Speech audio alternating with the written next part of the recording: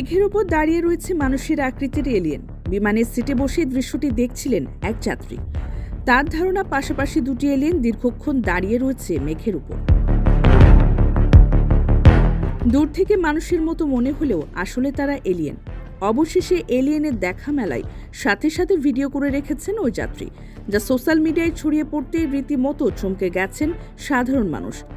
জানা গেছে, মাঝ আকাশে বিমান যেতেই জানলা দিয়ে মেঘের ছবি ভিডিও তুলছিলেন এক যাত্রী।